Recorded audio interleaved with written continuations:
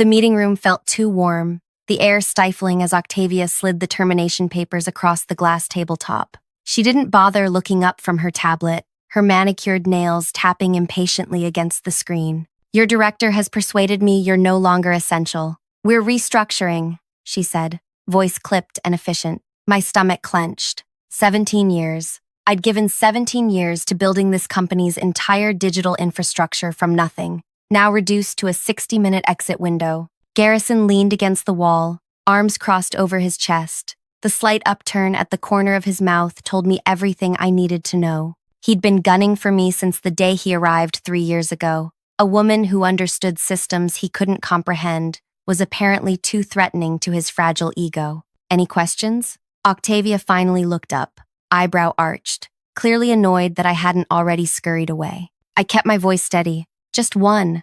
Who's handling the adaptive cycling protocol?" Garrison straightened, stepping forward. "We're implementing always-on architecture. Your little cycling system was inefficient. Modern systems don't need rest periods." He said it with such confidence, such crushing arrogance. I nodded, knowing exactly what would happen. I designed their server infrastructure using biomimetic principles, systems that required periods of reduced load, just like human muscles need recovery. It wasn't a defect. It was deliberate design. Our servers used 40% less energy and had 70% fewer failures than industry standard. "I see." I stood, smoothing down my skirt. "Then I wish you luck. Security will meet you at your desk," Octavia said, already turning her attention back to her tablet. As I walked out, Garrison muttered, "Should have stayed in your lane, Linnea." I cleared my desk methodically, the security guard shifting uncomfortably beside me. I took my plants, my coffee mug, the photos of my daughter.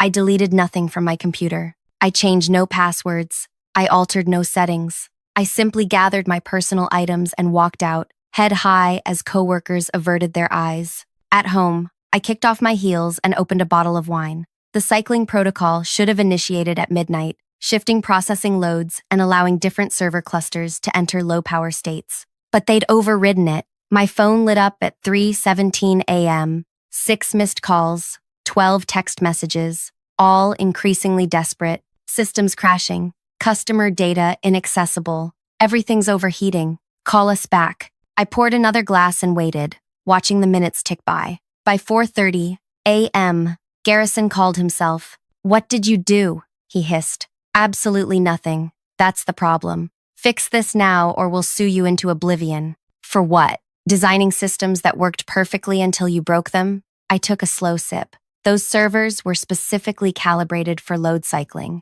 Run them continuously at full capacity, and they'll burn themselves out. That's sabotage. That's thermodynamics. Check the maintenance logs. Everything was documented. You just never bothered to read them." 3 more hours passed. Octavia herself called next, her voice tense with barely controlled panic. "Name your price. We need you here now." Before we continue further, thank you for giving this story a chance. If you're enjoying this corporate revenge tale, please take a moment to like this video, subscribe to the channel, and hit that notification bell. Your support helps bring more stories like this one. Now, let's get back to Linnea's situation. My name is Linnea Arden.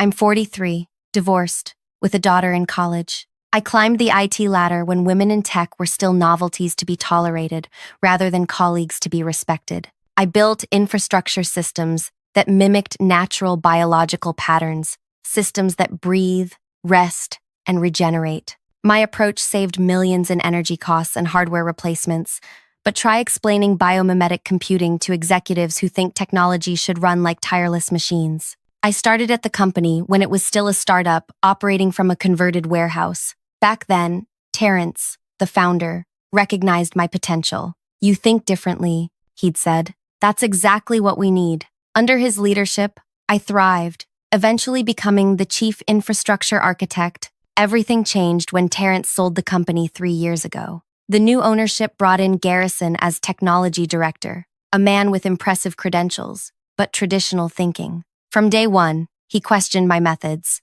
"Servers don't need rest periods," he'd argue during meetings. "That's outdated thinking. It's not about what servers need," I'd explain. "It's about system longevity and energy efficiency." He'd dismiss me with a wave. "We need reliability, not your pet theories." I'd bite my tongue, knowing the data supported me. Our servers experienced 70% fewer failures than industry standard. Our energy costs were 40% lower. The numbers spoke for themselves, but Garrison wasn't interested in listening. The breaking point came 6 months ago when Octavia replaced our previous CEO. Young, ambitious, and eager to make her mark, she aligned herself with Garrison immediately. They shared the same vision: aggressive growth, cutting-edge appearance, and modern methodologies. My practical, sustainable approach didn't fit their glossy presentation slides. I tried adapting. I created reports showing the long-term benefits of my system. I demonstrated how our infrastructure outperformed competitors. I even attempted to modernize certain aspects to appease them. Nothing worked. In meetings, Garrison would interrupt me mid-sentence. "Let's move on to solutions that scale," he'd say, effectively silencing me. Octavia would nod approvingly, her attention already elsewhere. 2 weeks before my termination, I overheard them in the break room. "She's resistance we don't need," Garrison said. "Her systems are black boxes only she understands." "Can we replace her?" Octavia asked. "I've been documenting everything. We can transition within a month." I walked away quietly, heart pounding. I knew then what was coming, but I didn't intervene. I didn't sabotage. I simply waited. Now, as I held my phone with Octavia begging for help, I felt no joy, only confirmation. "I want 30% of what this outage costs you, paid as a consulting fee," I said calmly. "That's extortion," she sputtered. "That's the market rate for emergency rescue from catastrophic failure. Ask any disaster recovery specialist." She paused. "Fine, get here now." I took my time arriving. The server room was chaos, technicians frantically working while executives hovered. The hardware was literally smoking from being pushed beyond capacity. I addressed the room. "The system needs 12 hours of complete shutdown to cool and reset. There's no shortcut." Octavia paled. "That's millions in lost business." "Yes, and completely avoidable if you'd listened." Garrison stepped forward, face red. "This is ridiculous. We can force a reset and Garrison and permanently damage half your hardware." I cut in. "But please, go ahead, if you think you know better." The room fell silent. 12 hours, I repeated, "and I'll need complete autonomy to restore the systems properly." Octavia nodded tersely. "Do it." For the next 12 hours, I sat alone in the darkened server room, watching temperature gauges slowly drop. I used the time to document everything: the override commands Garrison had implemented, the warnings he'd ignored, the alerts that had been dismissed. I compiled it all, meticulously. When the time came to restart the systems, I did so gradually, implementing the proper cycling protocols. As servers came back online, relief spread throughout the company. By morning, everything was functioning normally. I was escorted to Octavia's office, where Garrison sat, tight-lipped and silent. "The systems are stable," I reported. "But there's something you should know." What I revealed next would change everything, not just for me, but for the entire company. The house of cards Garrison had built was about to come crashing down, and I had positioned myself perfectly to emerge from the rubble stronger than ever. But as I opened my mouth to continue, a notification pinged on Octavia's computer. Her face drained of color as she read it. "We have another problem," she whispered. Octavia turned her screen toward me. Customer complaints were flooding in, not just about the outage, but about corrupted data. Some transactions from the past week were showing errors. Others were missing entirely. "This wasn't part of the server overheating," she said accusingly. "No, it wasn't." I set down my coffee. "This is the cascade effect I warned about in my quarterly report last spring. When you force continuous processing without proper cycling, data integrity checkpoints get skipped." Garrison slammed his hand on the desk. "That's convenient, blaming your design flaws on us." "My design accounted for human error," I countered, "including the error of ignoring design specifications." The tension in the room was thick enough to choke on. Outside Octavia's glass office, employees hurried past, stealing glances. News of the catastrophe had spread through the company like wildfire. "How long to fix it?" Octavia asked, her composure cracking. "The data corruption? 3 days minimum. Some of it may be unrecoverable." Garrison stood up. "Unacceptable. I'll bring in an external team." "Who won't understand the architecture?" I interrupted. "They'll take twice as long and recover half as much." Octavia's phone rang. She glanced at the screen. eyes widening. It's Hudson, the company's largest client. She took the call on speaker, voice suddenly warm. Hudson, good morning. Is it? The man's voice was ice cold. We've lost access to our entire inventory management system. Our warehouses are at a standstill. That's millions in shipping delays. What exactly is happening, Octavia? She looked at me pleadingly. I wrote a note. I can fix their system first. 4 hours. Hudson, I understand your frustration. We experienced a system-wide failure due to, she glanced at Garrison, an implementation error. We have our lead architect working on priority restoration. Your systems will be functional within 4 hours. 4 hours is still 4 hours too many. We have contractual guarantees of 99.9% uptime. I understand. We'll discuss appropriate compensation once systems are restored. After she hung up, Octavia's professional facade crumbled. Fix Hudson's systems first. Then we'll discuss your consulting fee. I smiled politely. My fee just increased to 40%. That's absurd, Garrison exploded. Data recovery is more complex than system restoration. Different skill set, higher premium. I gathered my things. I need access to my old workstation and credentials. Give her whatever she needs, Octavia told Garrison. Working through Hudson's data issues took exactly the 4 hours I'd promised. Their systems came online first, while the rest of the company remained in various states of disarray. By that evening, I'd stabilized about 30% of the affected systems. As midnight approached, I sat alone in the server room, surrounded by the hum of equipment. The door opened, and Garrison slipped in. I know what you're doing, he said quietly. Saving your career? I didn't look up from my screen. Playing the hero after sabotaging us. I swiveled my chair to face him. That's a serious accusation. You knew the cycling system would fail if we changed it. I documented that fact in 12 different reports. Reports nobody had time to read. Reports you were paid to read, Garrison. That was literally your job. He stepped closer. I've been going through the logs. There's an authentication signature showing you accessed the system remotely last night. My heart stuttered, but I kept my expression neutral. That's my automated monitoring alert. It pings the system daily to check status. Again, documented in the system specifications. Convenient. Thorough, I corrected. Unlike your understanding of the infrastructure. He leaned down, voice low. When this is over, you're done in this industry. I have connections you can't imagine. Threatening the person saving your company. Bold strategy. The next morning, I presented a recovery timeline to Octavia. 5 days to full restoration, with critical systems prioritized. She looked exhausted, dark circles under her eyes. The board is meeting this afternoon, she said. They want answers. I'm sure Garrison has plenty of those. Her eyes narrowed. This was your system. You bear responsibility too. My system worked perfectly for 7 years. It failed the moment someone decided they knew better than its architect. Later that day, I was summoned to the boardroom. 12 executives sat around the table, with Octavia and Garrison at one end. I was directed to a seat at the opposite end, physically positioned as the adversary. Ellis, the board chairman, spoke first. Miss Arden, we understand you designed the infrastructure that failed. I designed an infrastructure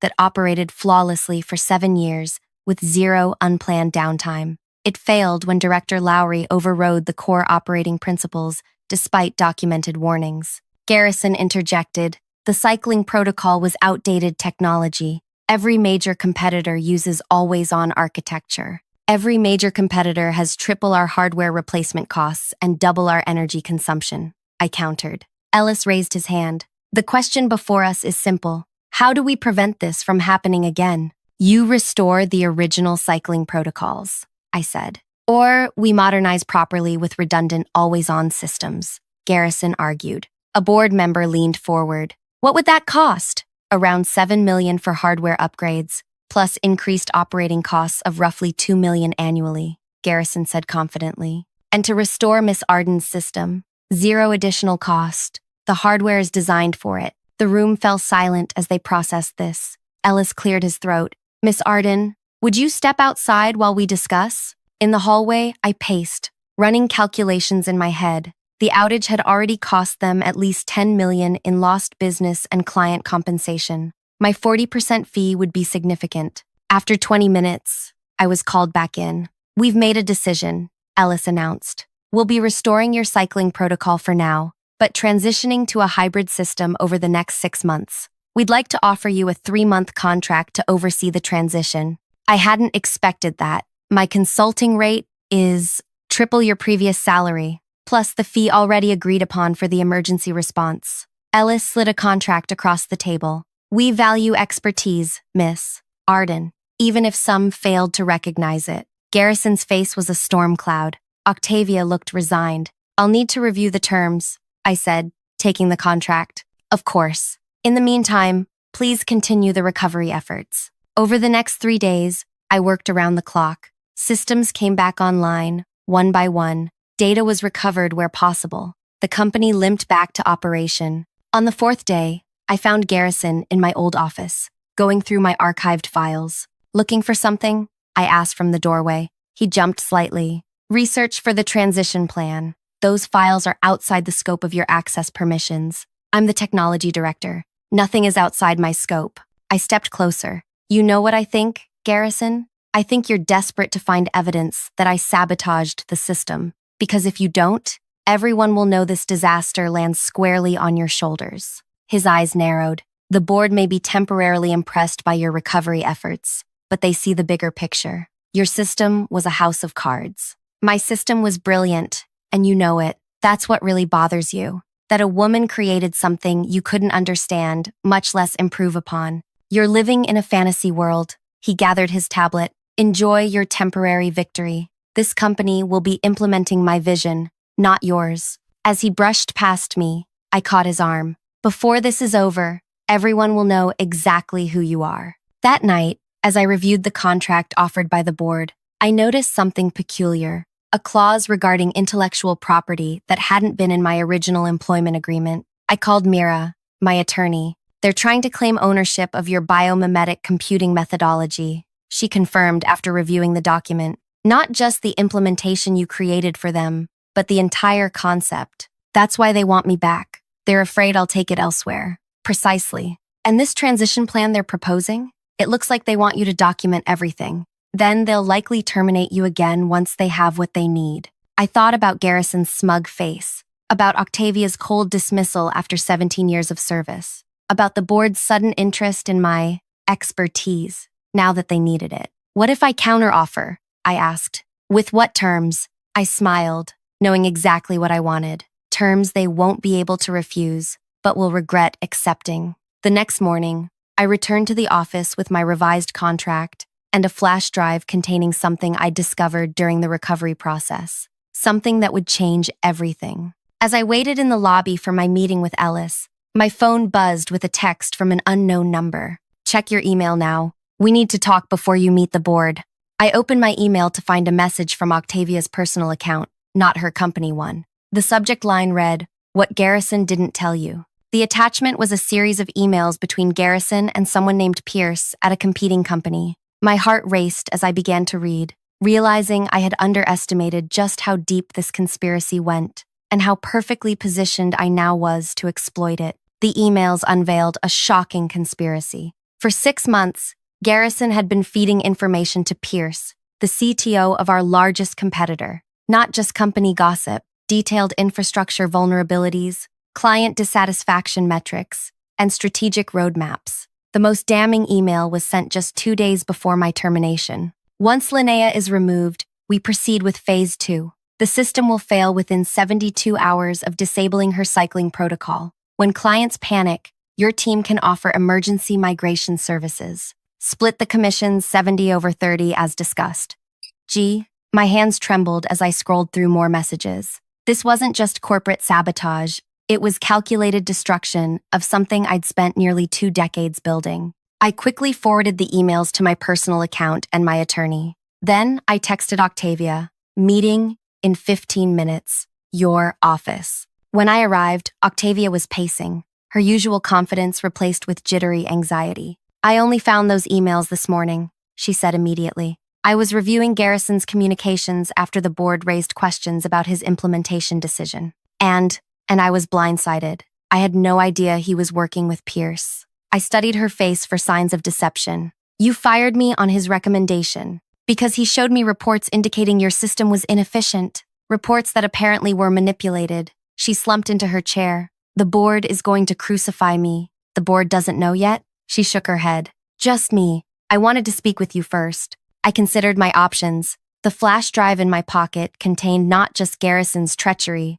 but something equally valuable. Proof that my biomimetic computing methodology had applications far beyond what the company had implemented. During the recovery, I discovered logs showing how my adaptive systems had automatically prevented 3 major cyber attacks last year alone, a feature I'd built in but never documented. Here's what's going to happen, I said calmly. We're going to meet with the board together. You'll present what you found about Garrison, and I'll present my contract revisions. They'll fire me, Octavia whispered. Possibly. That depends on how you handle the next hour. The boardroom was tense when we arrived. Ellis looked surprised to see Octavia accompanying me. Before we discuss my contract, I began. Miss Winters has information critical to the company's security. Octavia connected her laptop to the projector with shaking hands. As the emails appeared on screen, gasps and mutters filled the room. Ellis's face darkened with every slide. Where is Garrison now? He demanded. Security is escorting him from the building, Octavia replied, voice steadier than I expected. I've also initiated emergency protocols to lock down all systems he had access to and contacted our legal team about pressing charges. Ellis turned to me. Did you know about this? I discovered evidence of tampering during recovery, but Miss Winters identified the external connection. The half-truth came easily. Let Octavia have that small win. I had bigger targets. This is outrageous, one board member exclaimed. We could be facing massive liability if clients learn their data was deliberately compromised, not to mention the competitive intelligence that's been leaked, added another. I cleared my throat. There's more. I connected my flash drive. While recovering systems, I discovered that my adaptive infrastructure actually prevented 3 major cyber attacks last year through its self-healing protocols, attacks that were never reported because the system handled them automatically. I displayed the security logs, the timestamps, the blocked intrusion attempts. These security features weren't in any documentation, Ellis noted. They were proprietary innovations I was still refining, innovations that are part of my broader biomimetic computing methodology, which brings me to my contract revisions. I distributed copies of my counteroffer. The room fell silent as they read. This is unprecedented, Ellis finally said. My terms were clear. 1. Full ownership of my biomimetic computing, intellectual property, with the company receiving a perpetual but non-exclusive license. 2. Creation of a new Chief Innovation Officer position, reporting directly to the board, not to Octavia. 3. 15% royalty on all implementations of my methodology, both existing and future. 4. Public recognition as the creator of the technology in all company materials. 5. A seat on the board of directors. You're leveraging our crisis for personal gain, one member accused. I'm establishing fair value for innovations that saved this company from complete collapse. Twice. Once from external attacks you never knew about, and once from internal sabotage. I leaned forward. My technology is worth billions. You're getting it at a discount. Ellis studied me. And if we refuse, then I walk away with my IP, start my own company, and you lose not only your infrastructure, but your competitive advantage in the market. The negotiations lasted 3 hours. Voices were raised, threats made, lawyers consulted. By afternoon, we had a deal. Not everything I asked for, but enough. I would have my C-suite position, my IP ownership, with favorable licensing terms, and my board seat. Octavia survived, barely, demoted to regional operations, while the board searched for her replacement. She accepted her diminished role with surprising grace. As we left the boardroom, she pulled me aside. You could have destroyed me. That was never my goal. What was your goal? I smiled. Recognition, respect, the chance to build something lasting. You've certainly achieved that, she hesitated. For what it's worth, I'm sorry. I should have looked deeper before acting on Garrison's recommendations. Yes, you should have. I offered no absolution. Some bridges remain burned. The next month transformed everything. Garrison faced criminal charges for corporate espionage. Several clients who had been approached by Pierce's company during our outage came forward with their stories, strengthening the case against him. I assembled a team of brilliant engineers, who understood my vision. We expanded the biomimetic computing platform, applying its principles to new domains. The stock price soared when we announced partnerships with 3 Fortune 100 companies eager to implement our energy-efficient, self-healing infrastructure. 6 months later, I stood on stage at the National Technology Summit, accepting the Innovation Impact Award. The applause was thunderous as I approached the microphone. Thank you. This recognition means a great deal, particularly because it acknowledges something I've believed throughout my career, that the natural world offers profound lessons for technological design. Systems that breathe, rest, and regenerate aren't inefficient. They're sustainable. They're resilient. They're the future. From the audience, I spotted Ellis and the board members, beaming proudly, as if they'd supported me all along. Seated further back was Octavia, her expression unreadable. I'd like to share an insight that guided me through difficult times. I continued. Innovation doesn't fear disruption. It anticipates it. The systems I design expect failure and adapt to it, growing stronger in response. What I didn't say was how perfectly that principle had applied to my career. When they tried to discard me, they created the conditions for my greatest triumph. Garrison's betrayal, Octavia's poor judgment, the board's short-sightedness, all became leverage in my ascension. The sweet irony wasn't lost on me. In trying to render me obsolete, they had made themselves obsolete instead. Now they worked for me, implementing my vision, executing my strategy. As I concluded my speech to resounding applause, a message appeared on my phone, an alert from the adaptive system monitoring our main competitor's public-facing web services. They were experiencing cascading failures across their network, the same competitor that had conspired with Garrison to poach our clients. I smiled, slipping the phone back into my pocket. Sometimes karma needs no assistance. Sometimes the systems we build deliver justice all on their own. If you enjoyed this tale of corporate revenge and justice served cold, please take a moment to like this video and subscribe to the channel. Share your thoughts in the comments. Have you ever witnessed someone underestimated who later proved their true value? Your engagement helps bring more stories like Linnea's to light, where intelligence and patience triumph over corporate politics and betrayal. Until next time, remember that sometimes being declared obsolete just means they haven't caught up to where you already are.